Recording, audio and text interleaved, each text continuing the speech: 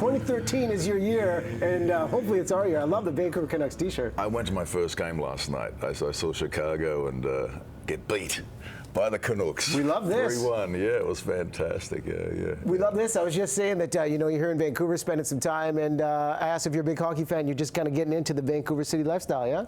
Yeah, look, I got here about 3 months ago. I started working on Arrow, and, I met this young guy at Choices, and he pushed my trolley back full of groceries back to the apartment where the show's got me staying, and I thought, what wonderful service. And he offered me to go to a Canucks game, and I thought, oh, well, this guy, just works at Choices. He probably has to pull out his pay packet to pay for a ticket and everything. Yeah. And anyway, he took me last night. Ends up his parents own Choices, and they've got like box seats. It was so you did all right. Oh yeah. And I'd met what's his name? Garrison.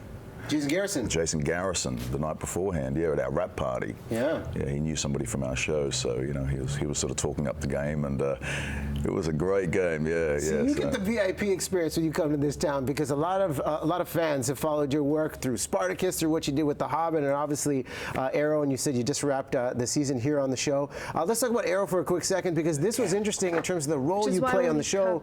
The casting was a bit of a surprise for you right before this thing started taping. I went to this audition down in Los Angeles. I just got back from Kuwait.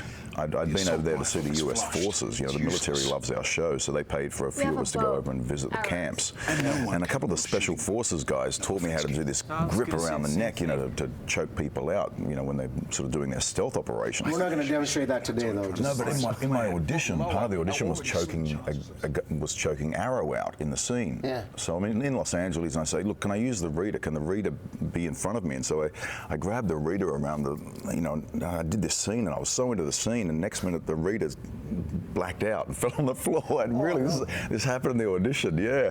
And I was like, oh, I'm so sorry. And the director was like, the guy got out of the room, and then I thought they were going to berate me. And he was like, that was perfect. You were so into the role, That's how I got it. But anyway, I'm playing this character, Slade Wilson, who in the comic world is supposedly the big badass, called Deathstroke.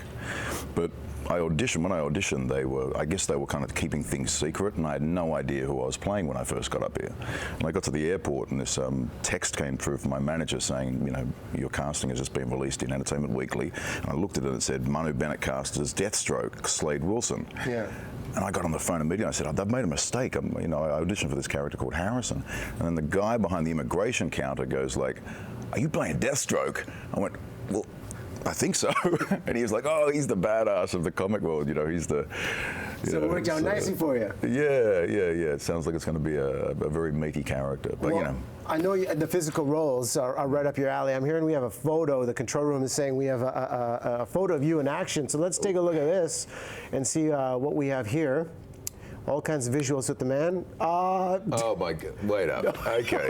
What is this? Okay. You pulled that photo out, hey?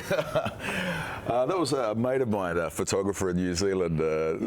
Wanted me to do this shot on a white horse, on one of our beaches called Muriwai. That must have been an interesting pitch. So well, the funny thing is right, that horse bolted about 30 seconds later down the beach, and I couldn't stop it, and this family had come for their morning walk, and there was like a 7-year-old kid and a 10-year-old kid, and I just went flying past them butt naked on this horse, and their parents were just going, what is New Zealand coming to?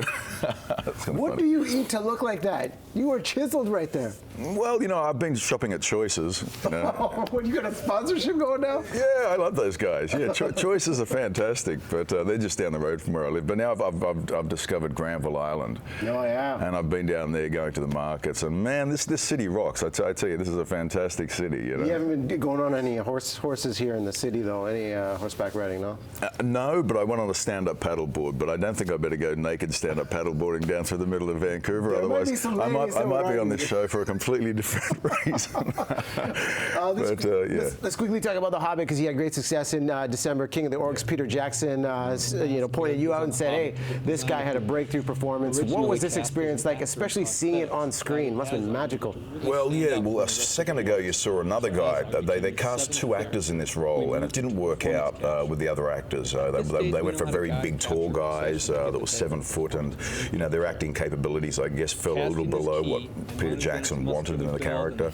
And you know, I was also caught up with Spartacus, and Peter got into the editing room 8 weeks or 12 weeks before the premiere and discovered that he just wasn't happy with Azog. So he rang me up, and I started flying down on the weekends. I was shooting Spartacus during the week, then going down and doing Azog 2 days a week. The process was phenomenal. I mean, it was the technology that's used in this production at this level just blew my mind. You know, and basically I'm like Tron. I get sort of read by computers that are around a room called a motion capture studio, and you have this suit that's covered in little dots, and then they put little tiny dots all over your face, and you've got this helmet with a camera pointed at your face, and everything you do, all of your expression and everything, and all of your body movement just gets transformed into a computer that applies pretty much a computer graphic skin to you.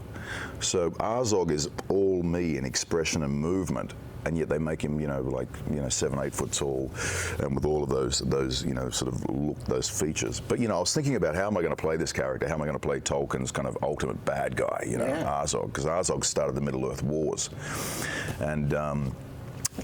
So I got out Darth Vader, Empire Strikes Back, and I got out Jaws, because I thought in my growing up, they were the two bad guys, the shark and Darth Vader. So cool, man. And I sort of played with those ideas of that voice, a very strong voice I wanted, but then I wanted this lurking character, because the character looks so villainous anyway, looks so dangerous, that I wanted to hold him back. And so on a few occasions I said to Peter, when we're on set, I said, Pete, can I just not come in and be aggressive in this scene? Can I just sort of lurk, so that the audience waits for the jaws to open up at the last second? And one question I said to him is, can I have a relationship with my warg, which is this giant wolf that Azog rides in the movie? Yeah. And he sort of, Peter Jackson came out, so he sort of barefooted, he looks like a hobbit himself. He sort of came out and he said, what? And I said, well, can I stroke the hair of this warg, and can I be affectionate with my wolf, because it's like the Lone Ranger's kind of silver, and he was like, yeah. So there's actually kind of like this little emotional storyline going on between Azog and his pet warg.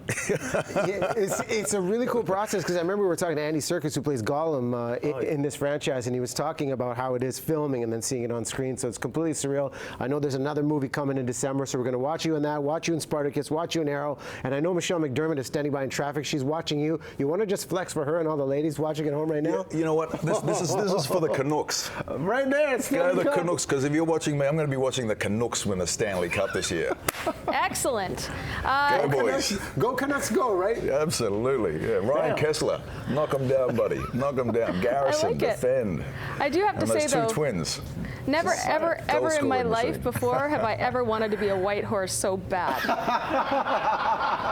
She wants to be a white horse, says Michelle McDermott. Okay. You want to go say hi to Michelle? She's in traffic. Yeah, sure. Oh, see, that's, yeah. You start doing traffic, you might have a visitor soon. Oh, gosh.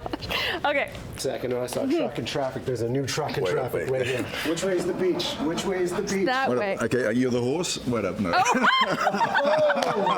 We can't do it on morning television. I'd neigh, but I don't know how to neigh. Hey.